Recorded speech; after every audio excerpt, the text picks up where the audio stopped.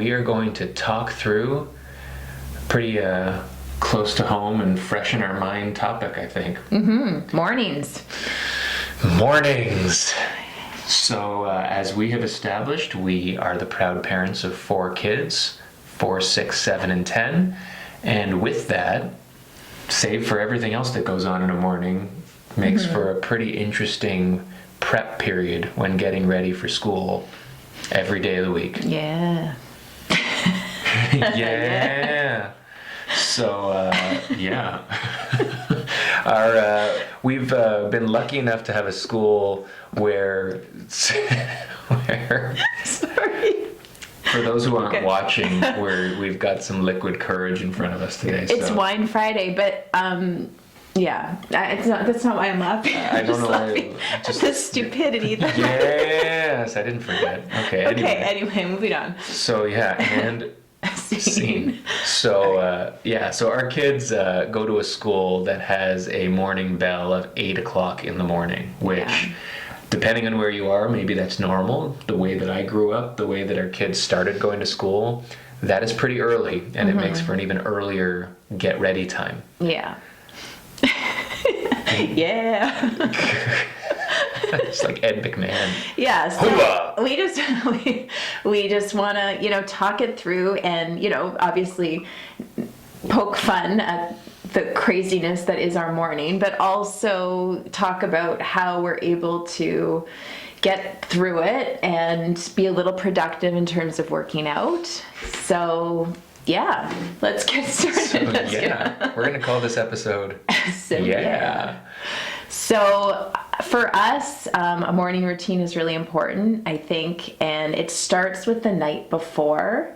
We find that the more we prepare the night before, even though it can be a bit of a challenge, even just making sure that now that it's winter, all of the winter stuff is taken out of the bags. If there's any mittens that are soaking wet, you get to that the night before so that there's no surprises in the morning, because in the getting ready to get out the door phase, that's the part where things just completely fall apart. Well, I mean, like let's put this into some context where you've got 4 kids, 3 girls and a boy. It doesn't matter if you have 1 kid, if you have 4 kids, if you have 12 kids.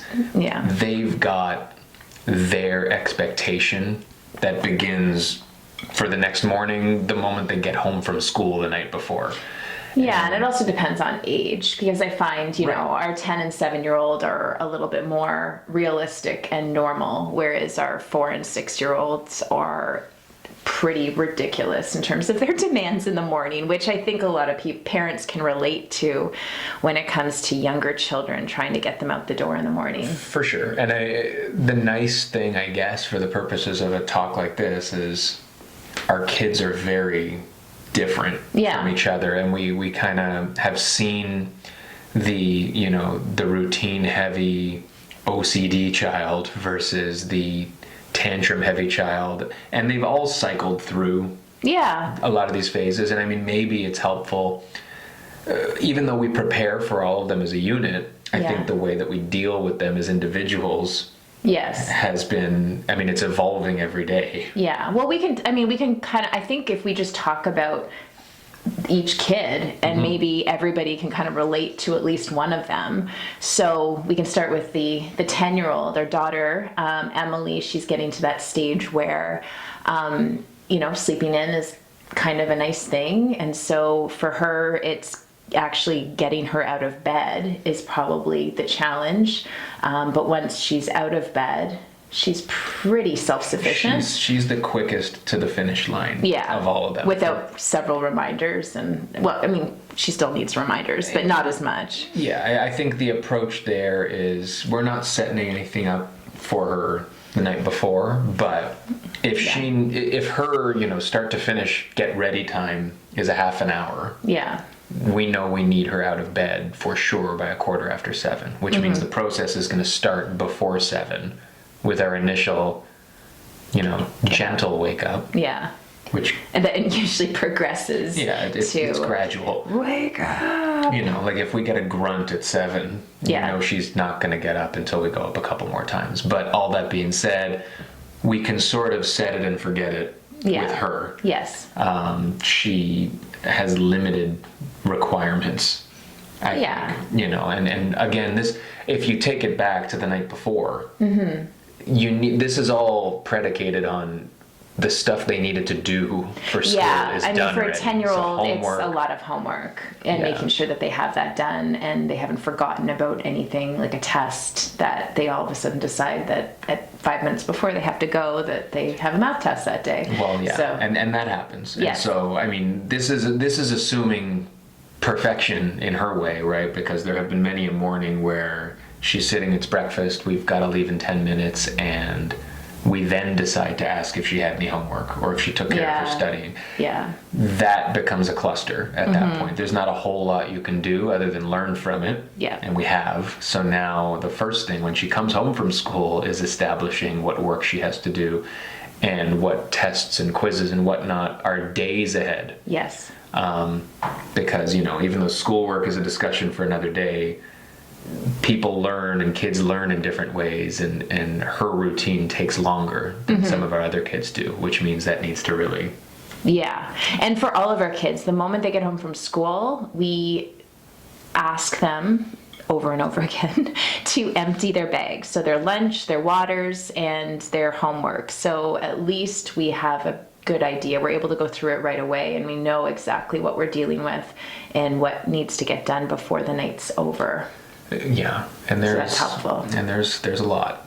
I mean, it's but the more organized it is, the easier it is to deal with the night before, and definitely the easier it is to prepare for the next morning. And that's the thing. I find that, you know, by 9 o'clock at night, if I'm downstairs emptying out bags or angrily taking out wet snow pants from a bag, I might be a little angry, but at least I told myself even last night when I was doing it, because Charlotte didn't empty her bag and her lunch was in there, and I'm like, oh, I could just leave this for tomorrow. But I'm like, honestly, if I leave it for tomorrow, it's going to be even worse. It's going to be crazy hectic, because it always is in the morning. So if I can just... And stanky. Yeah. Lunch, well, that's the thing. Yeah. Wet, whatever. Yeah. So, if you can just force yourself to like do as much as possible the night before, you will be in a much better position the next morning. Right. And all that said, we just covered the easy kid there. Yeah. Because honestly, outside of cranky preteen, what's that called now? A tween? Is she a tween? I think so. Yeah. I don't even know what a tween. I don't even know what a millennial is. But you are not one. I can tell you that much. Okay. What does that mean? Anyway. No. I'm just saying. No. I'm not. I'm just saying that I know that we're out. We're just past it. Well, kind of. Whatever. I think. I don't know. Whatever. Anyway, so she's a tween, but other than kind of having that mangled Anna at the beginning of Frozen look when she wakes up, because that's totally what she is. Yeah. She's cool to deal with, and she in a lot of ways is taking on the big sister, junior mom role when needed. And she stays out of the craziness, which is nice too, because the younger ones, as we will soon find out, are a little psycho. She knows how to avoid conflict. Yeah, she knows when to stay. Kids have a good way of knowing when not to push their parents, and she's got a good grasp on that, because she knows that it's a little hectic in the morning. So that's nice of her to understand that. Yeah, and you don't tip over a boiling kettle. You just let it boil. That's true. So then Josh. So Josh, Josh is 7, going to be 8 in a month. Yeah. He is the... He's just a creature of habit. He is Mr. Yeah, gets up on the dot every morning between 6:45 and 7. You don't have to wake him up. He's crazy. If you walk into his room, he will get up. Picture Dracula sitting up in his coffin kind of thing. Totally. He just goes from sleeping to boom. Yeah. I'm here, I'm awake, leave me, I'm good, I know where to go. Yeah. Which is exactly what everybody wants out of their kid. Yeah. Where he becomes unique is he'll come downstairs, everything's cool. The kid needs 3 breakfasts. 3 of them. And I'm not talking he needs a fruit, a bowl of cereal, and a milk. He needs 3 separate entrees for breakfast.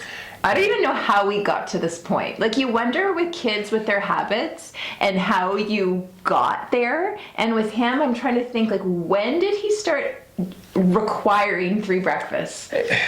What shocks me is the kid's a string bean. Yeah. He doesn't do this with any other meal. And this is, like the rest of the day, he's like a bird. Like he just kind of, I don't even know if a bird's a comparison. But anyway, he doesn't eat a lot. But breakfast, he's like, okay, it's go time. Gotta eat it.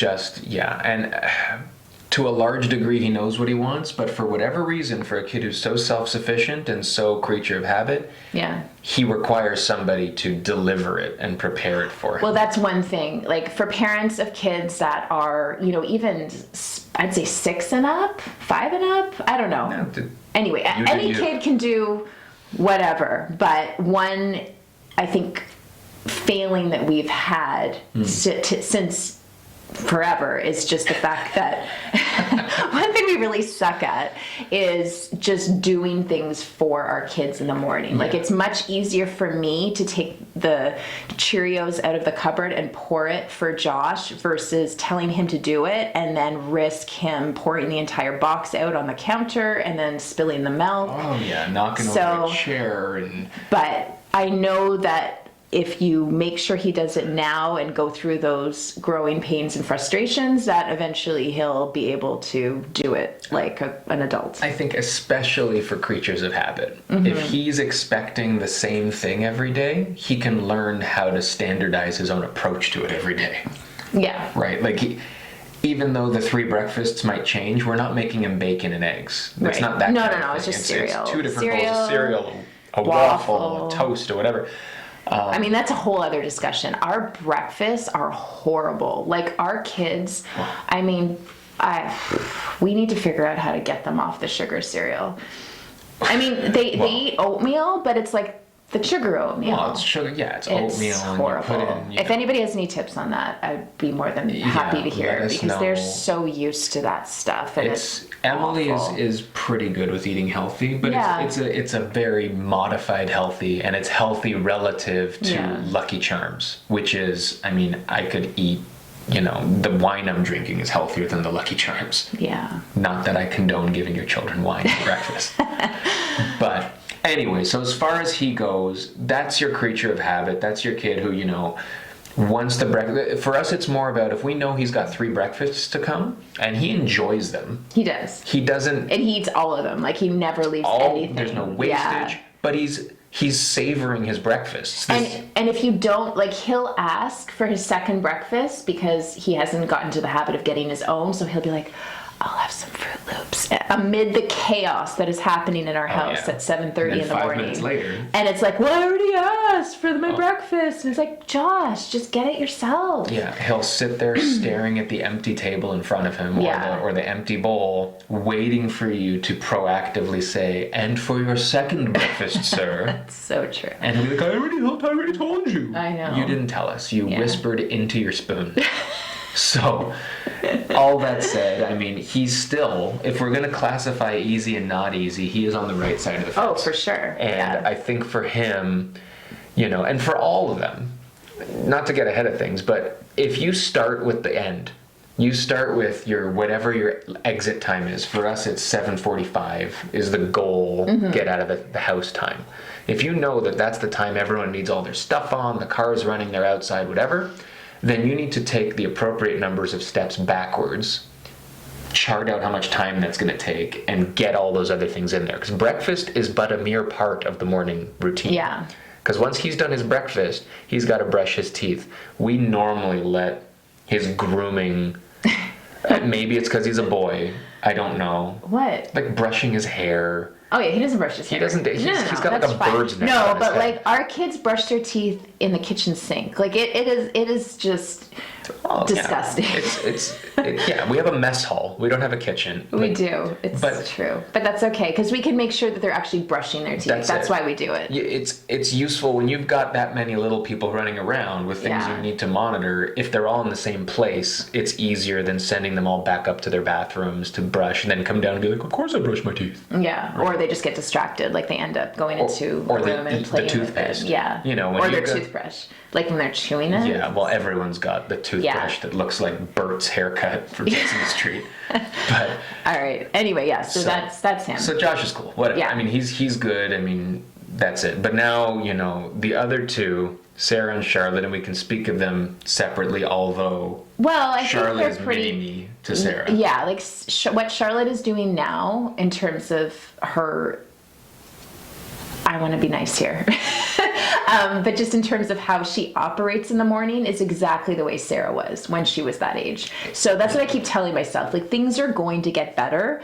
And if you have a 4-year-old or, a younger kid that is struggling to get to school, I mean, it helps to realize that, this is their first year. It's a lot of change. And so they're acting in ways that really are frustrating, but at the same time, I don't think they really mean to. It's just, a lot of stuff going on in their head and how they react. So I think, it's a challenge, but just know that it will get better. Totally. Yeah. But when you're in it, I can completely understand how frustrating it is because we're going through that. Well, that's it. And it's tough when they've got an older sibling or they've got someone they look up to who has either done it a year or two prior or still has certain traits. Still holding on to, yeah. And so our 6-year-old Sarah was that kid at 4, at 5, and even a little bit still today. Yeah. And that creates almost a safe zone for our 4-year-old to say, well, hey, my big sister can be a total B, and therefore... A total B. Wow. I'm trying to keep it clean.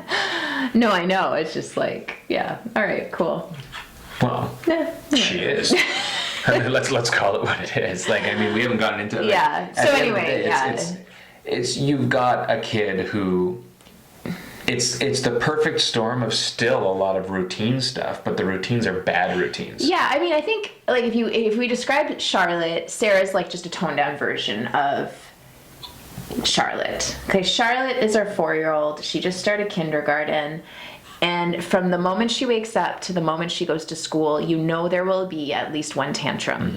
And ideally, it is a tantrum first thing because we know, like, if everything's going well, and I always forget. I convince myself it's all good. And then this morning, this is exactly what happened. So, like, she woke up, she was happy, she came downstairs, she had breakfast, everything was awesome. We were laughing. And then 10 minutes before we had to leave, it was just like the wheels started falling off and we were in for some big tantrums. Like literally, like we were 2 minutes before we had to get to school, like before the bell would ring, and she's like crying in the car because she forgot her mittens at school and she didn't want to wear the extra mittens that I'd given her. And the sweatshirt she was wearing was not fitting properly under her jacket, even though she wore the exact same sweatshirt the day before, and I washed it, and it was perfectly fine. And it had been another routine, which we're not perfect with, but we try, is to get at least the younger two girls to pick their outfits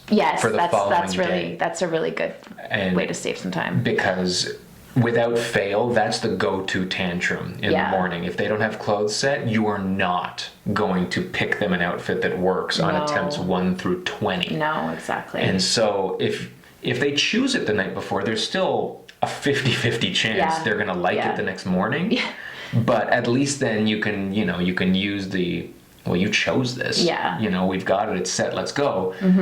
The challenge is, though, there's a tantrum coming. It's programmed into Charlotte's brain where it doesn't matter how, there is no perfect. It doesn't matter how well you've laid things out. She has the lunch pack that she wants. She's got the outfit she wants. Yeah. She's had 8 breakfasts. We've been fanning her and feeding her golden coins all morning. That would be a problem. It doesn't matter because anybody with a kid knows if a kid wants to have a tantrum, and a kid wants to make things difficult, they will find a way, as illogical as it is. And then you as a parent have a choice of getting mad, ignoring, or giving them what they want. The problem is when you're on a deadline, it's different when it's bedtime. For sure. Because you can just let them freak, even if you, depending on how much patience you have. But when they've got to get to school, and you've got 3 other kids that have to get to school, those options go out the window. It's like at some point you're going to just either give in, which sometimes doesn't work, Yeah, because then they think of something else that they want, exactly. which is like at that point you just want to scream and I don't even know, like just leave the house without them. Well, that's it. And there's ah. nothing more frustrating than choosing option mad. Yeah. And just throwing them in the car and buckling them in crying and dropping them off screaming, which today was that day. That's what. Yeah, because usually she calms down. Like by the time we get to school, she's pretty calm. Yeah. But well, no, she was calm until I saw her throw her mittens under her seat. Well, that was her solution. And then that was her solution. Yeah. But like my thing was like if she doesn't, if she can't find her mittens at school, which is a 50-50 chance, I don't want her going out for recess without mittens. And she couldn't understand that. Like 4-year-olds are not logical all the time. So, or most of the time. 90% of the time, they're totally But logical. I think like for parents that have kids that might be a bit of a challenge getting out for school, I think it's with you having that expectation that everything seems to be going well or it's going to be a good morning. I think if you can just throw those expectations out the window. Totally. And like, cause like after we dropped them off this morning, I was just like, I was so mad. I was just like, I tried so hard. I thought it was all going well. And you're just like, no, but you're just like, you can't expect that it's going to go well. Cause at some point there's going to be something that happens. And this isn't saying you need lower expectations. No. Right? Because everybody wants it to be easy, and the goal is making it easy, and it is. Not every morning is an absolute gong show. Yeah. Right? But if you go into it, not expecting the worst, yeah, but also not expecting the best, and you can roll with the punches in such a way that you know that once they're dropped off, mm-hmm. and tomorrow's another day. Yeah. The kids somehow do not hold on to this stuff the way that we do. For sure. Yeah, that's key. Like kids forget all the crap, which is such a gift. And you know, we can talk about after school another day, but you know, we're going to pick her up today and she's going to be thrilled and she's going to have artwork to show us and school was a great day. Yeah. And what's tomorrow and what's for dinner and blah, blah, blah. It's not going to be, do you remember when you dropped me off? I was freaking out. Because that's what we do. Like, I go in to pick her up and I'm just like, oh, like she must have had a horrible day. She was crying when she left. And like, no, she completely forgot. The moment she walked into school is when she completely, so that's something that's really important to remind yourself. And then just going back to the preparing the night before, I think that's so important, and it's something that we don't do very often. But even if you make lunches the night before, and for our kids, we cannot ask them what they want for lunch because it will turn into like there's just no option that they want. We're not an all-inclusive resort. So we've learned that we just make them a lunch and they will eat it. And if they have a special request, obviously we'll try to accommodate. But for the most part, it's one of us, and that's how we structure it. Like one of us will be making lunches, and the other person will be serving all the breakfasts that our kids enjoy. Right. And then we kind of figure out the rest of the stuff. But we kind of try to divide and conquer with that kind of stuff, because I find if we're both making lunches, we're kind of stepping all over each other. And that's communication between, the two of us is key, because kids are smarter. Everybody knows the kids, if mom says no and you can ask dad, you might get the answer you want, or vice versa. And so if we don't know what's happening with something as simple as lunch, I'll be like, oh, well, they told me to make them a lobster thermidor, which obviously I can't do, but, and so it really has become the old saying of you get what you get and you don't get upset. And if they get upset, like such is life, you know what? Like you're not always going to get. You can't always get. Oh, sing it. Sing it. I'm just a horrible singer. But yeah, so I mean, and truth be told, like yesterday, 4 lunch bags came back. 2 of them were half full with the lunch that wasn't eaten. And maybe they weren't hungry. Maybe they hated what we gave them. But, tough noogies, you're not singing again. Okay, don't sing it. But, lunches and all that, you deal with it, all these things. Also, look for warning signs the night before. When somebody requests something, it might seem like it's in passing, but if you're in one of those fights or tantrums the night before and you take the route of least resistance and you say, sure, no problem, and you don't realize that they were asking for like Charlotte's sweatshirt. So whatever it is, she had already lunch. She had already picked out her clothes for the night before, and she wanted me to wash her sweatshirt that she wore yesterday. In addition to the clothes that she had. And so part of me is like, okay, she'll probably forget about it in the morning. But then another part of me is like, what am I thinking? Of course it's going to be. Forget. So I washed it and it was in the dryer. So we were good to go. But there's many instances where I'm like, oh, she'll forget about it. Yeah, if you bank on they'll forget about it, only in the situations where you don't do it are the times you'll get burned. They will forget about it the times that you do it for them. Yeah. But Murphy's Law applies to kids more than anybody. And so just pay attention to what they're saying. It might seem like the kind of thing, yeah, no problem. They heard you and they're waiting for it in the morning. And if you don't do it, and also like just in terms of study, like having that relationship with your kid, like you don't want to disappoint them. You want them to see you as somebody that is going to follow through with what they say they're going to do. And so that's something that I think not done so well at in the past, and something I want to work on with the kids. Well, don't be so hard on yourself. No, I know, but like I think it's something that like it's so easy when you're so exhausted, and just to say like, okay, whatever, I'll give you whatever you want, just go to bed. Yeah. And then you end up paying for it the next day. But it's a really tough balance. It is to know when you should give them the extra attention and what they want in the moment, and not have it turn into I want more. Yeah. Right? Because so many kids get what they ask for, and that's an invitation to ask for more rather than an invitation to be satisfied.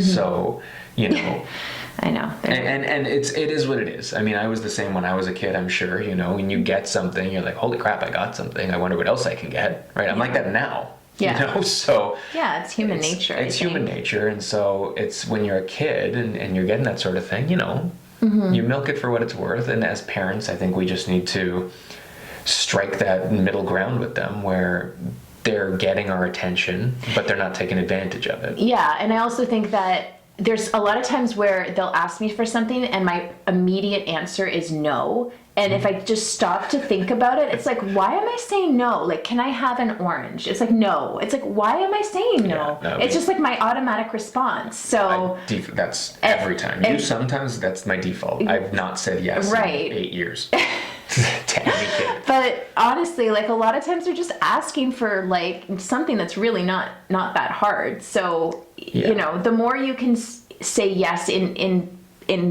times where it makes sense, and it's just a normal thing, I think that will help them understand when you do say no. For sure. Like, pick your spots, and just pay attention to what your kids are saying, and set boundaries and communicate as a couple as well. I think that is key throughout this whole thing. Know what the other is doing, and promising be on the same wavelength. Yeah. If you need to discuss it ahead of time, do that so that you know what your boundaries are, and then you can come at it consistently to your kids. Right. And then just working together in the morning. Like one of us, like it's not like one of us is sleeping in until 7:30 and crawling out of bed. Well, maybe you. No, maybe. I'm joking. No, but like we're both all hands on deck the moment everybody's up. Yeah. Like that is the expectation. There's no one person taking it all. That's it. I think ultimately, every day is a new day, and just deal with each one as they come. Do it the best you can, and know that you get to press the reset button every morning. But the earlier you can set routines, you're many steps ahead, and your kids will thank you for it.